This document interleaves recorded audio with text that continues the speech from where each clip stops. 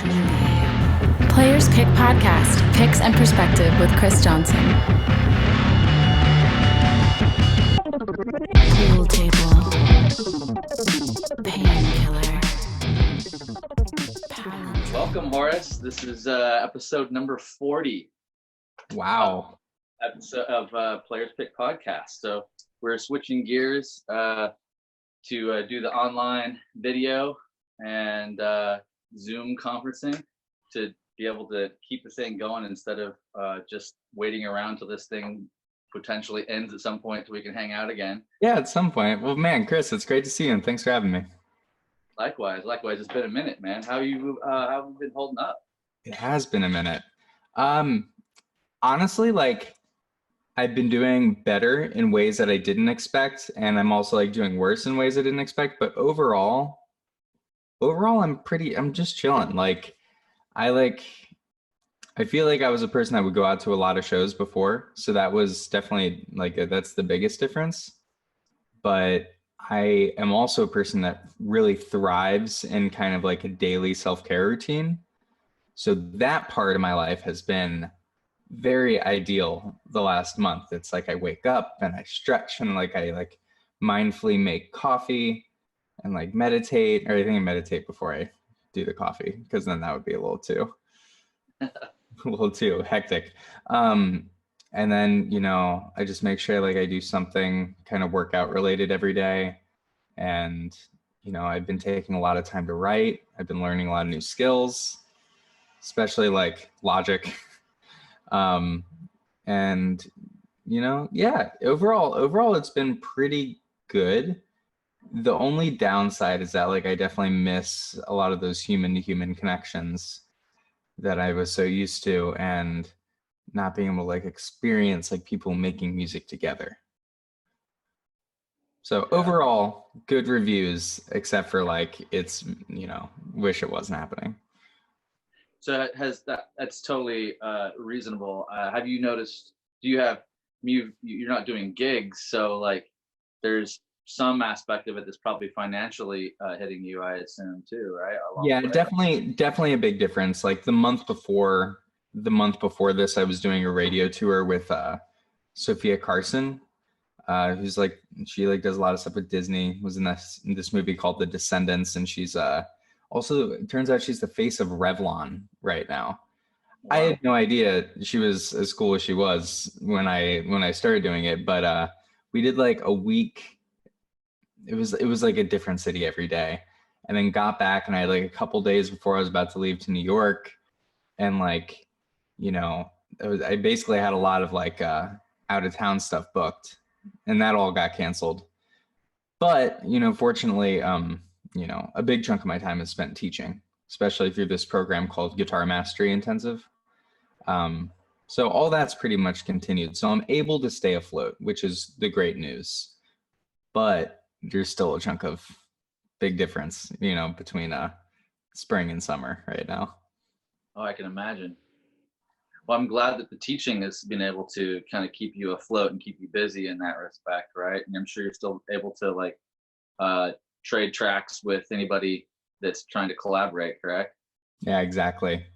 Working, I actually have like 2 little mini recording sessions, just like one song things that I got to do after this later today. And then, so I've been doing a lot of remote stuff, trying to not do too many Instagram collabs, because I feel like I wake up every morning with like 10 messages being like, hey, like I had this groove if you want to like, I feel like I was starting to burn myself out by doing too many of those. Yeah. Well, that everybody's seeking to fill up their time, fill up their space, trying to feel useful, trying to feel relevant, is as if it wasn't already kind of crazy before, for everybody feeling that way. And now it's like, oh my God, like if I don't put something out, will anybody remember me? Because there's like this sea of stuff that everybody's putting out. Exactly. Yeah. I mean, for me also, like in the yoga world, like the day that it was announced, like don't go anywhere, it was like every yoga studio in the world went live, because all yoga studios were shut down and all the classes were canceled. How has the live stuff been with the yoga? Like, How's it been? Yeah, like I'm sure there's a certain level of drop off from like, people that are like, oh, it's not the same as going into the studio. But like for me, I started out doing yoga with live streams and like video yoga. Oh, wow. So it's not a big deal for you to come right back to it. No, like do you know Yoga with Adrian Yeah. on YouTube? Yeah. That was like that's what got me going in New York. I was just like, I'm just tense all the time. Like I'm gonna Google yoga. And then that's what came up. And it's like super, very like happy, like easy entry level yoga. But so that's what got me going. That's great. I mean, for me, I'm okay with doing some classes online and live streaming, no problem. I had never taught any classes online or streaming until this thing though. So I was like, oh, someday I'll get around to doing that. But right now I'm teaching real classes, so like it's kind of secondary. I just want to hone my craft and do that thing. But then this happened, and I was kind of like left going, I'm not gonna actually sharpen this blade for a while if I don't do it. Yeah. And just like teaching, just like playing, and anything that you want to do well, it kind of needs to be, you need to exercise that muscle. You need to sharpen that blade. You need to, come in contact with the perimeters of the thing.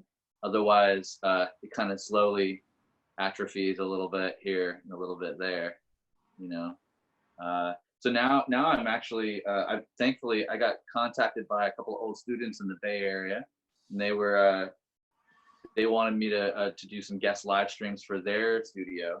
And so I started that this last Sunday, and it turned out really well. We had like 20 people show up, and everybody made really great donations, and we were able to supply some money for a local soup kitchen in Santa Rosa. Just kind of a cool collaborative thing that ended up happening. And so I'm actually really excited about that, and starting to do more classes during the week. We'll see how it goes. That's awesome. Yeah.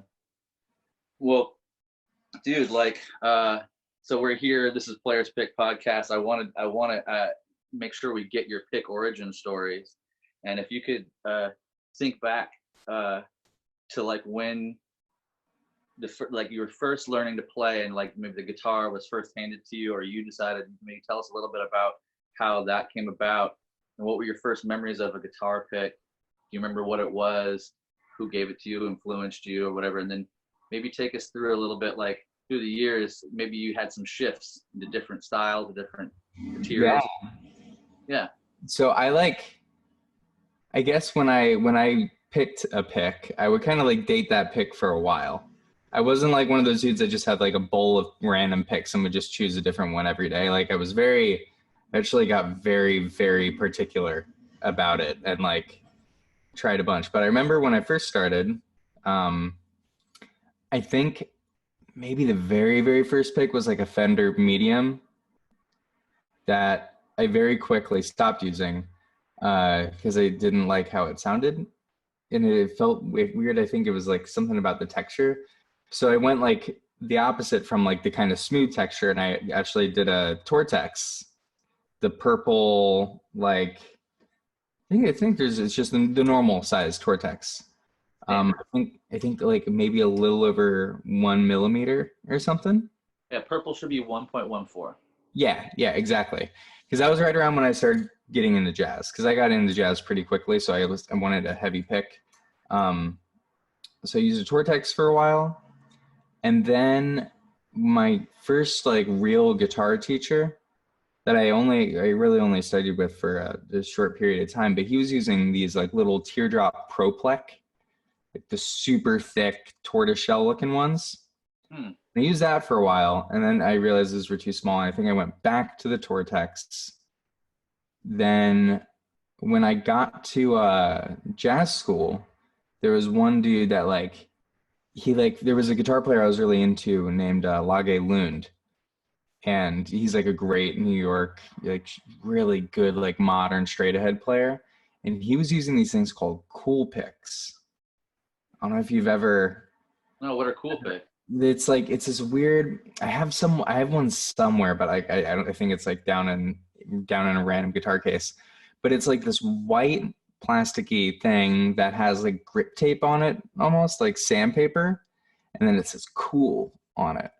And it got a really fat like jazz tone. Like I couldn't use it for funk. I couldn't really use it. I could probably use it for like some shreddier fusiony stuff, but like wasn't the most versatile. Then I used Cool Picks for a while, and I remember like you could like only get them on Elderly or something. They were kind of hard to get. Then when I moved to New York, well, it was around that same time that I started using Cool Picks that I got a blue chip pick for acoustic stuff because I was learning a lot of bluegrass and I was listening to a lot of Julian Lage, and I knew that he used like blue chip picks, and I was like, oh, this is the secret to the tone. So I spent $50 on a blue chip pick, and thankfully I never lost it because I would never buy another one because, you know, just the price point. But it's a great pick. It's like it hasn't really worn away, and I use it all the time on acoustic. But then I started using the what was the other one? It's the other brown one that Dunlop makes. The Prime Tone? The Prime Tones. I was using the Prime Tones for a while. And then like going back and forth between like the full size ones and the little jazz, like the little Altex, because the Altex ones kind of feel like the Prime Tone material as well. Yeah. They are, Texas Prime or Prime Tone is Altex material. Okay. Yeah. So I was going back and forth between those little like the little tan jazz threes and like the bigger Prime Tone ones. And then at the NAMM, I think where we met for the first time that was the year that the Flow picks came out. Oh yeah. That's these. And honestly, like I've been using those ever since. It's great. It's my favorite pick. The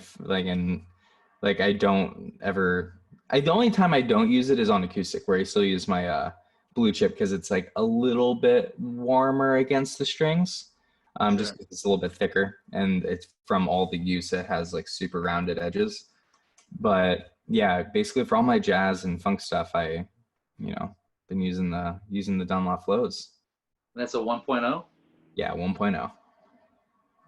I tried the 1.5, and then once I tried the 1.0, I was like, okay, this is where it's at.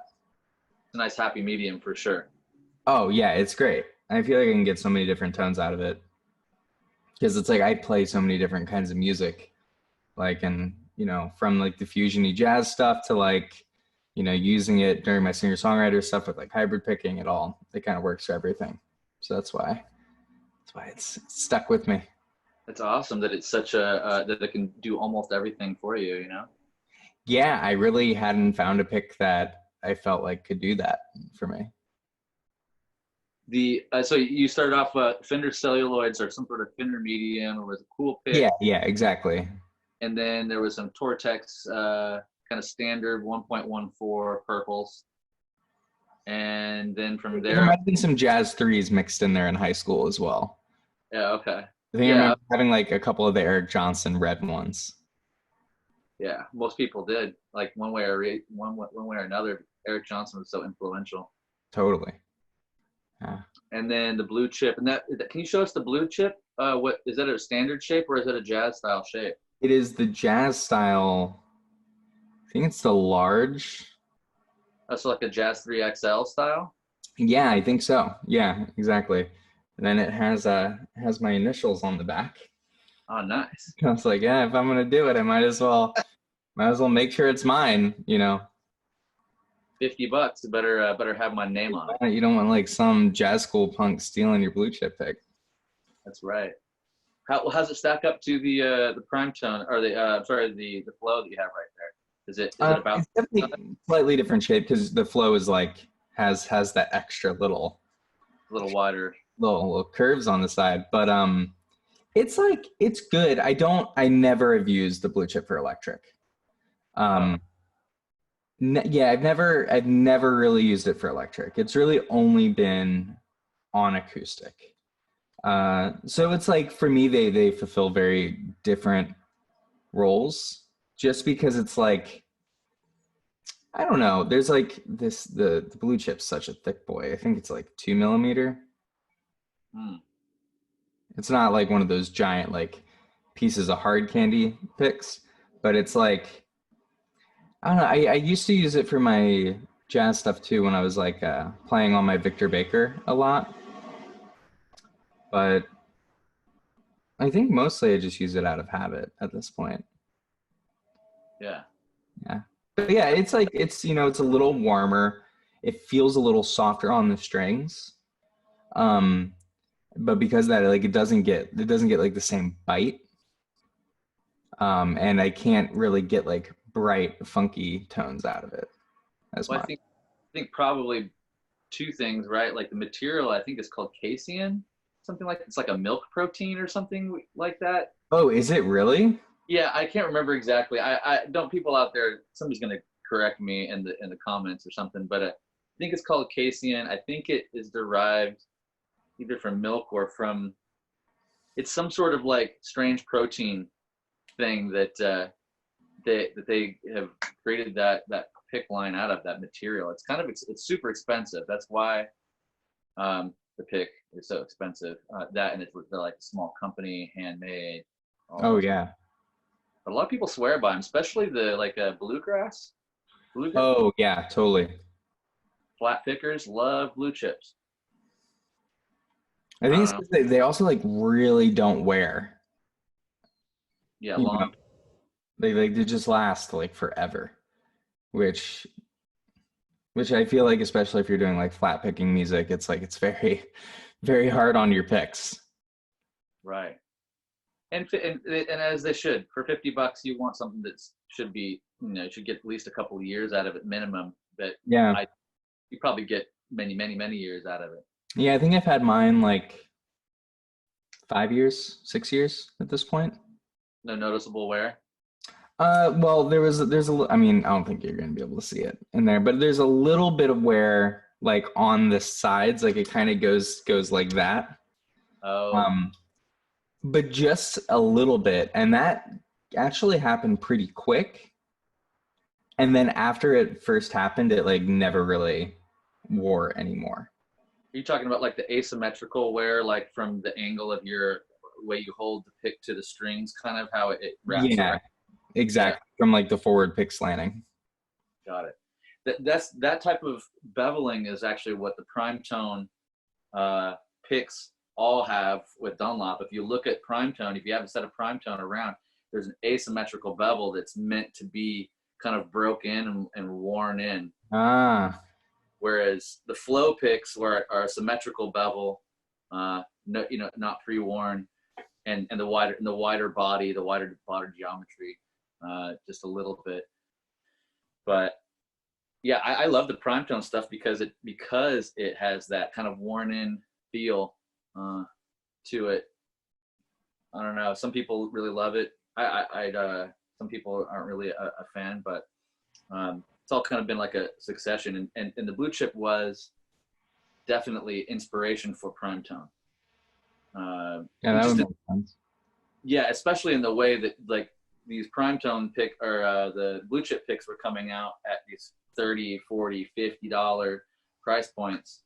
And it's Ultex is definitely brighter and kind of clankier than this casein protein thing that they're using, and should have a close to a similar wear rate. I think it's probably Ultex still wears probably a little bit more than the casein, a little bit quicker, but they're close and they're a close approximation. You can buy a pack of primetone picks or whatever for 10, $15 or something for like, what a bag of like, I don't know, 6 or 7 or something like that versus one pick for, 3 or 4 times the amount. Yeah, no, totally. The price point is definitely a pretty big barrier of entry for a lot of people. Yeah. Well, so now you're stuck on the flow 1 millimeter for now, using the blue chip a little bit on the side. For Yeah. acoustic, right? You said? Yeah. Usually just for when I'm playing usually I'm playing on my Martin, but I see you. Am I right? You just dropped a new acoustic EP. yeah. It was a surprise EP, both for everyone. Well, for everyone, because I kind of forgot that it was gonna come out. I knew it was like I knew it was coming out in a month, and then the apocalypse happened. Then it just went by really really quick. And but yeah, it's with my really good friends Kyle McAvoy and Dylan Witherow. Kyle runs his ambient music label called Sonderhaus, and he does a lot of work with the Chill Hop label, which is like kind of a European lo-fi. It's basically like the label that does all the lo-fi beats to study to kind of music. Oh, cool. I Um, love that. yeah, it's great. It's like very much catered to like, the stuff that you can just put on and groove to and still get a bunch of other work done. Um, so I'd been like making a lot of music and working with both of them for quite a while. And we just had this idea that we wanted to do this kind of collaborative acoustic thing that was kind of in the vein of these ambient acoustic EPs that were coming out, but with a little more sense of melody and drive. So for most of the record, I think for all of the record, actually, Dylan did more of the rhythm stuff. I kind of had like the capo up higher and did the lead lines. And then once we got those laid down, we gave it to Kyle, and because Kyle lives in near Woodstock in upstate New York. Okay. So, and then he has like a really nice old tape echo, and he was just doing like the slide stuff with the tape echo. And yeah, I'm really happy with how it worked out. Sick. Are you doing vocals on this EP as well? No, it's completely instrumental on this one. Oh, really? Mhm. Okay. And no electric guitar, really? Mm, Or a little bit? a little bit. Kyle's playing the electric guitar through the tape echo. Oh, right, Or right. space echo? Ba- Whatever the big finicky one is with the actual tape in it. Well, not the Echoplex, but Oh, that same type of thing. oh, The Roland version of the Echoplex. okay. I'm not sure which one that is, but yeah, I do. I have heard of that one. That's cool. Yeah. So that just dropped what, a couple days ago? Yeah, I think on Friday, actually. What's the name of it? How do we search for it on Spotify or You can search it under my name, or Dylan Witherow or Kyle McAvoy, and it's called Meadowlands. Meadowlands? Yeah. Okay. Very cool. Looking forward to checking that out. I just saw the post about it and I haven't popped over to check it out. Nice and peaceful. I'm like I don't know. It's always funny releasing stuff, especially because like I've kind of gone through a few phases in like the kind of music that I release. Like, did the kind of shreddier modern jazz stuff, and then I've done like a couple like pretty guitar forward, like singer songwriter records. And now I'm like, I don't know. Now I'm just like scheming. It's like I want to like release a beat tape or like something with like more guitar solos again. Yeah. But we'll see. We'll see. I finally got a new laptop to kind of finish the songs that I've been working on because it was literally making my previous one blow up. Oh, bummer. I hate it when gear takes you out of the moment, like, and all of a sudden you're having to fight the gear when you have inspiration to finish something. I like added one more synth to like the bridge of this song, and then I couldn't even bounce my track anymore. Oh, And I was so upset. Not like angry, but like probably the most upset that I've been with a piece of gear in a while. I do know, man. I have an old MacBook and an old iMac that I had done tons and tons of demos on for years and years, and kind of like finally was getting to this place like, okay, I've got enough things that feel like they go together. I'm really gonna like hamper down and get to it and like finalize what, make some decisions on stuff and like kind of button this project up and then get somebody to mix it. And then it was like, as that was happening, my iMac was dying, and was just trying to get it to stay on long enough to where I could like save the sessions and oh man, and it just killed my whole spirit of the project. Yeah, because you didn't even want to finish it at that point. Like, no. So I still have an unfinished project sitting on that iMac that I'm just like, yeah, I'll get somebody to recover it for me at some point. But I'm thankful now. I have a new MacBook and I've got a new project that I'm working on now. So So it's the way it goes, you know. Yeah. The way it goes. So you mentioned earlier that you kind of upped your self-care a bit since like this Oh whole yeah, totally. shut-in. Can you like what? I mean, you mentioned like doing some stretching. I know you do some yoga and Yeah. whatnot. Is that a part of like your regular way of sustaining your kind of inspiration and creativity? Like what? Yeah, I mean, probably the biggest thing of self-care that I did recently was moving to LA from New York City, uh, because New York is just slightly more stressful of a place. But yeah, it definitely like in my day-to-day, making sure I actually have like a list of stuff on my whiteboard of like it's like a list of like 10 things. It's like no phone until noon. That one doesn't normally happen. Yoga, workout, meditate, lay in a hammock, go for a walk, and write a song. And I try to see how many of those things I can do every day. Wow, I like that. Yeah.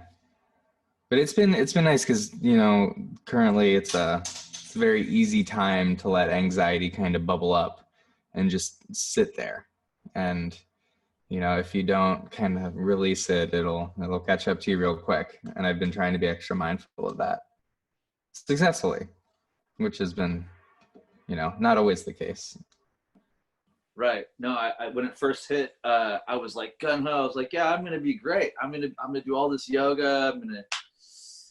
And then I don't know, probably within the first half a week, I was kind of like, oh man, this is gonna be a while. This like all these like stressful, like just everything felt like it was closing in for a good another week and a half.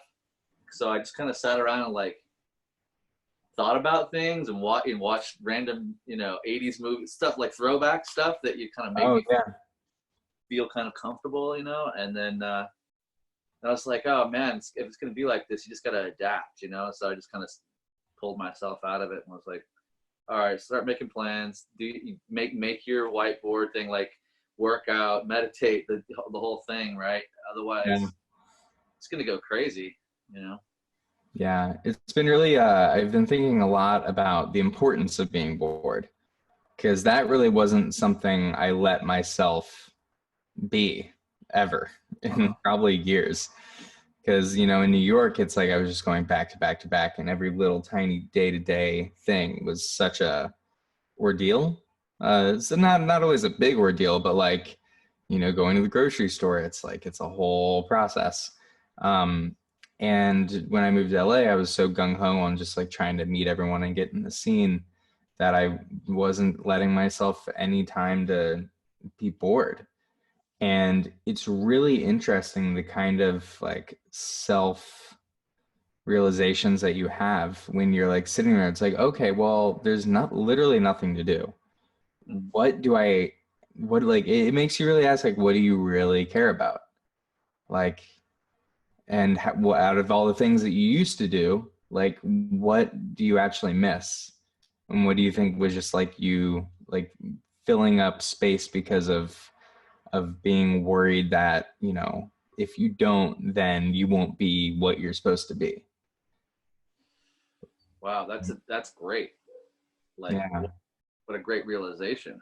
Yeah, it was really nice because, I was saying like yes to so many things, and especially when I was living in New York, I would say yes to every single, if I could get there on time, I would say yes.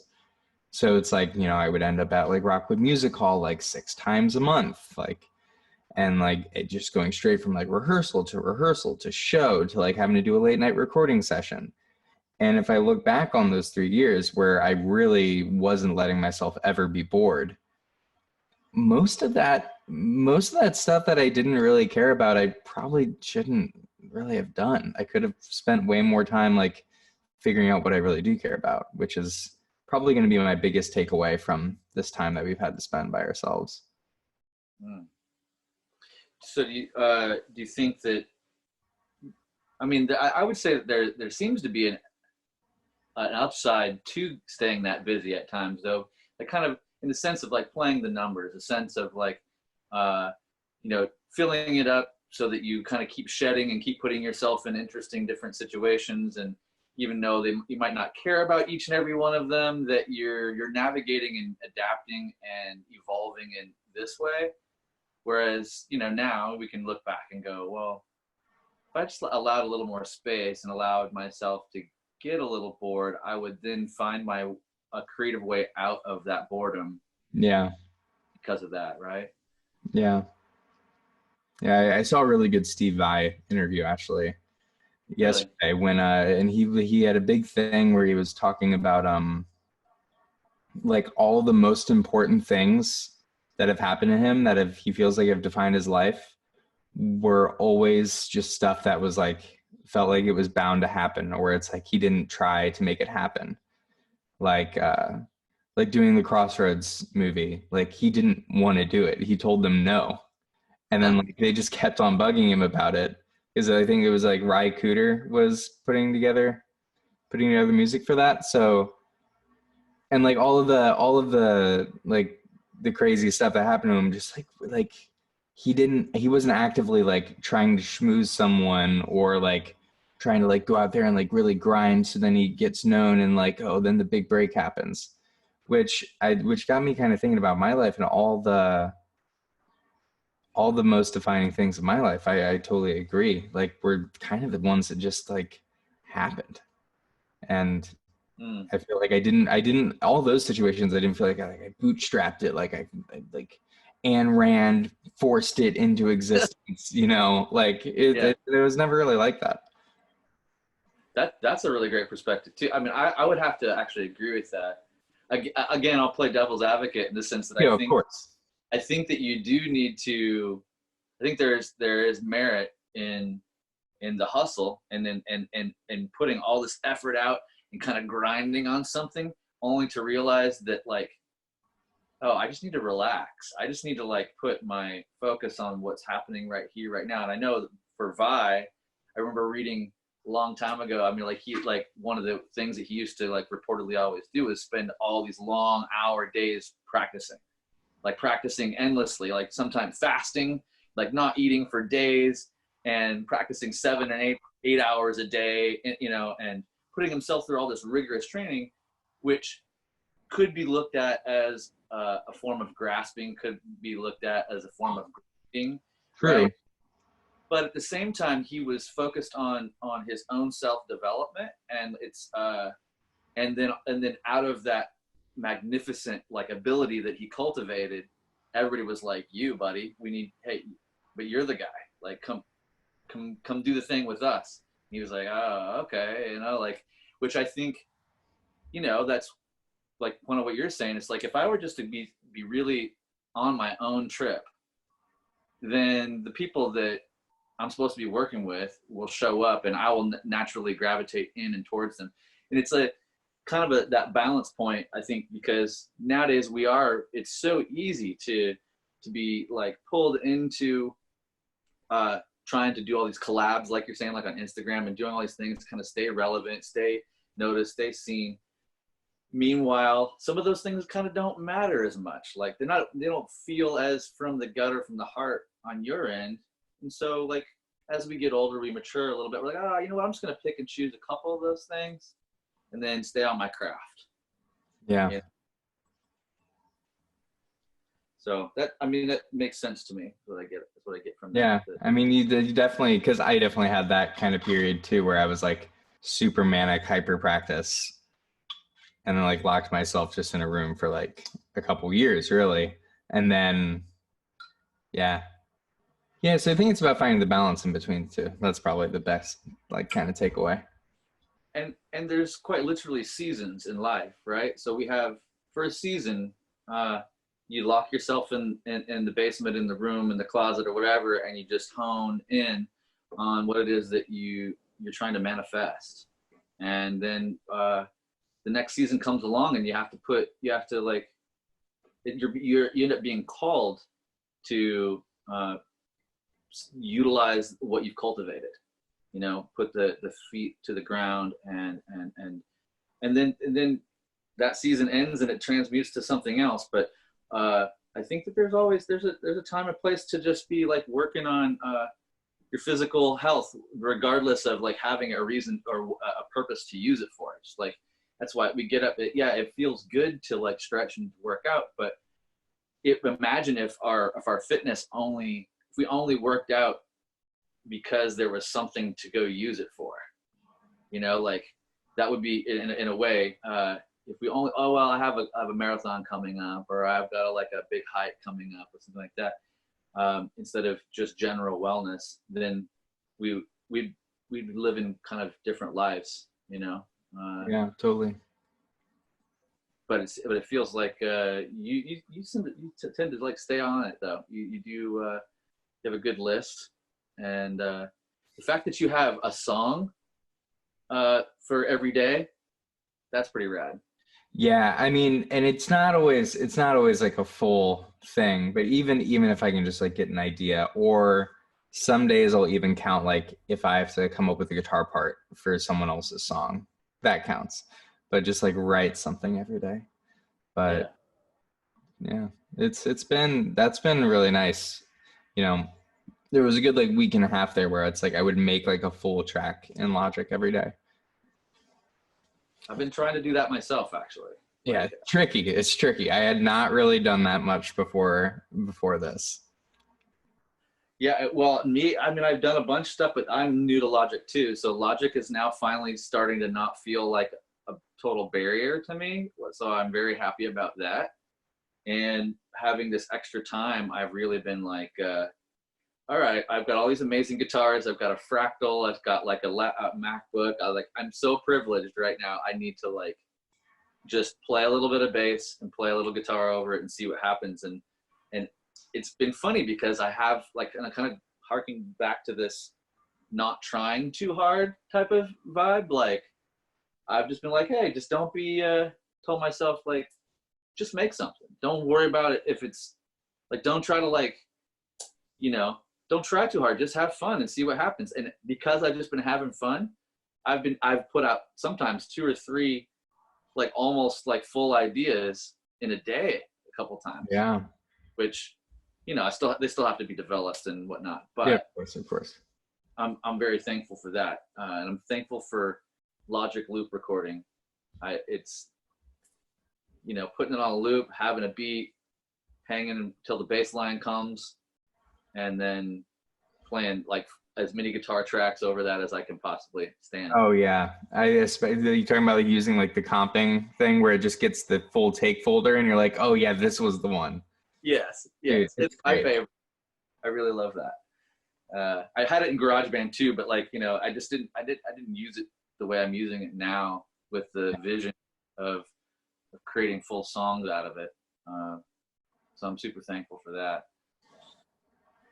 What have you been listening to recently? Ooh, let me look at my my Spotify. It's actually less music in general, because usually when it's like I would find a record, I'm like, oh, I want to listen to this, and I would wait until I was driving to like downtown or something and like really dig into it. But what have I been listening to? Let's see. Listening to this album by The Miracles called Renaissance. It's like this super old school soul tune or soul album. There's The New Little Dragon. That's been one. The New Knowledge record. That's been really good. This morning I was listening to, there's this band based in Brooklyn called Childish Japes, which is that what's the drummer? JP? Yeah, JP. Yeah. So they were actually like some of the very first people that I met when I first moved to New York. Like I met them when they were recording their last record, and it was the day that Joanna Teeters came in to like do her vocals, because my friend Jairus Yoakley, who I went to high school with, who was also a very good drummer, lived there, and he was running a little bit late, so I was just kind of hanging out in the studio. And while they were doing the song, I was like, damn, like this is really good. Is this what New York's like? And yeah, so we've kind of kept in touch. Asher Kurtz, their guitar player, and I have a bunch of mutual friends from Dallas. And yeah, they came out with a new record today called, or I guess, yes, within the last 3 days. It's called Okay. The Book of Japes. Definitely giving that one a shout out because it hits me in all my modern jazz dancey spots. Awesome. I love JP, and that last Childish Japes that came out. I really liked that. And it's cool that you know Joanna and Joanna Teeters, man. That's one of my favorite vocalists of all time. Like, just Oh yeah. I just love her. I love her top to bottom. All the things. Like, I'm glad to call her a friend.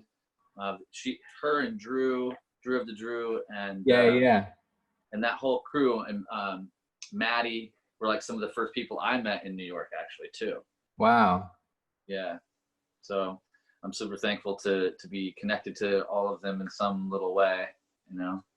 Yeah, I remember I used to like listen to, I didn't even know who she was, but I used to listen to Joanna when I was in college because she had her old band, Mad Sata? Mad Sata. I used to like my roommates and I used to just always listen to Mad Sata because they're like, oh, this shit's like so good. And then I never like put two and two together until like much later. Wow, that's Yeah. so cool. I dig that you found her and without like another association, and we're super stoked. Yeah. I found her through Drew on the one of the big double drummer videos they did on YouTube. I was just Oh like, yeah, yeah. yeah, JP and the other gentleman, can't remember his name right now. The other drummer. I can't remember either. Yeah, that's all right. That's cool. No, I'll check out all this. The probably the I don't know, like I think what Joanna's now she's just herself now. Mad Sad has kind of morphed into Yeah, fully. just the Joanna Teeters vibe, right? Like, Hmm. got her own EP out. So those that are out there listening, if you're looking for Mad Sada, you can also just type in Joanna Teeters. Yeah.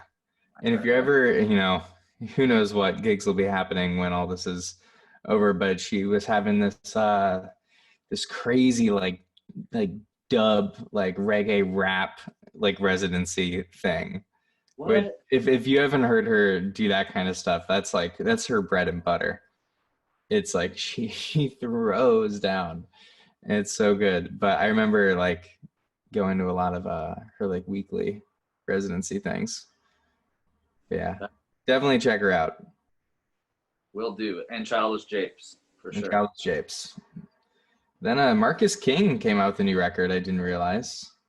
Oh, really? He's a bad guitar player, man. He's really good. He's a real good singer too. So I've been that's on the list for today, is to listen through that. And then yesterday during my grocery store adventure, I guess 2 days ago, I like 2.5 hour trip to Trader Joe's.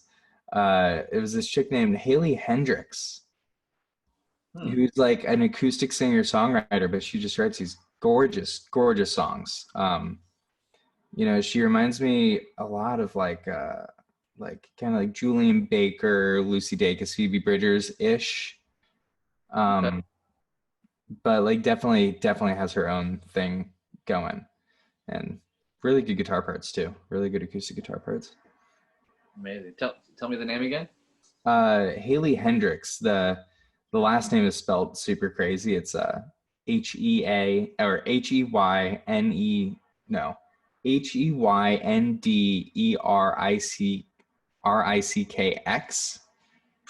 Okay, man. Whatever. Hendricks. It's but I think it's Hendricks. Like, but okay. How do you believe that that's like a birth? Is that a birth name? Is that I doubt it. It's like, I don't want to sound like Jimi Hendrix. I don't want to look like Jimi Hendrix, but I want the Hendrix last name, so I'm gonna. Exactly.